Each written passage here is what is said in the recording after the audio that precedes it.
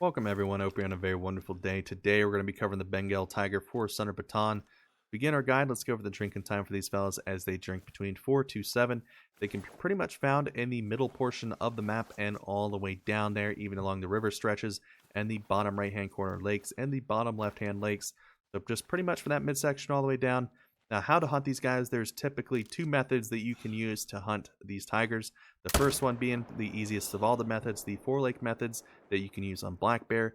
I do recommend going to look up for guides for those because I do not have a guide for doing the four-lake method. I don't even use the four-lake method myself. I do it the old-fashioned way, just bouncing between all the lakes all across the map there, and then going down to the bottom portion and clearing out the river.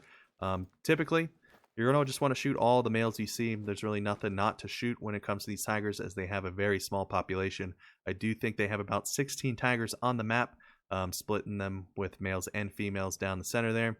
And just shoot all the males. You'll have your level 9 in no time. Pretty much I think it takes generally between 20 to 30 males before a level 9 spawns. In terms of fur types, good luck. If you're trying to get those fur types, I recommend doing the four-lake method just so it's a lot quicker for you. But recently I just got my first fur type, which I don't know how many tigers I've killed, probably almost around 200-ish, maybe more. So those fur types will come eventually, but it will take quite a bit of time for those to appear, but they're definitely well worth it. So that's pretty much it for the general coverage of these tigers. We're going to move on to our weapon recommendation section, so I'll see you guys over there in just a second. Alrighty folks, so here we are at our weapon recommendation section. These are all the weapons I use for classes 7 through 9. Now these tigers are class 9 and you're not going to find multiple at a lake. The maximum that you'll probably see is 2. I've never even seen 3 at a lake, but it could happen, I would assume. But you're pretty much probably going to be wanting to use the 375 there that we got. It's probably one of the hardest hitting rifles in the game. In all honesty, that's what I've used recently to take out one of my rare fur type tigers. The first one I've gotten, which was super exciting. Another good honorable mention is the TheHunter, just in case you want a follow-up shot on those tigers, just in case. It definitely does the job. I've used it quite a bit on them. It's pretty fun to use. Another honorable mention is the 4570. Now, this one's kind of iffy, just depending upon the range that you are on with these guys. If you're about 100 yards out, it will drop them pretty quickly, but if you're further out than that, good luck, dude. You're going to have to be walking for a little bit to pick up that tiger. The 338, also pretty solid choice. Not going to mention anything with the shotguns, because honestly, what's the point of hunting tigers with a shotgun? Why would you even want to be close to them anyways to begin with? They will rip your face off.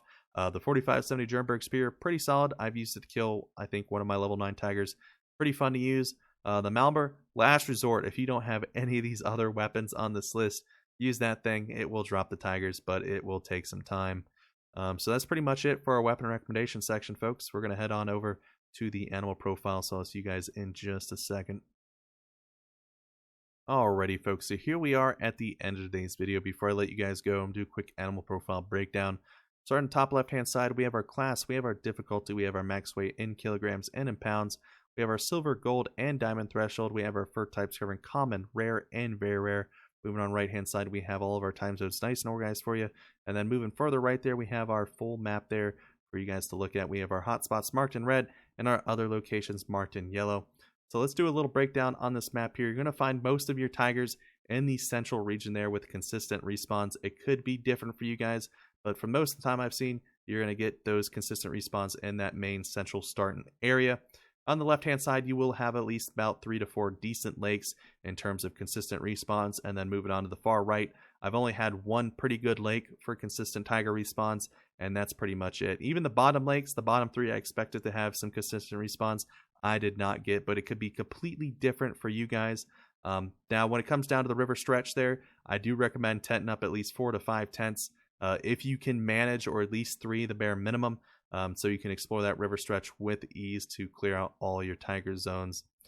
So I think that's pretty much it for our tiger coverage here for today's video. So if this guide does help you, please drop a like and sub. I do release multiple videos a week and stream often. Anyways, folks, I hope you guys have a very wonderful day. Happy hunting, and I will see you guys in the next one.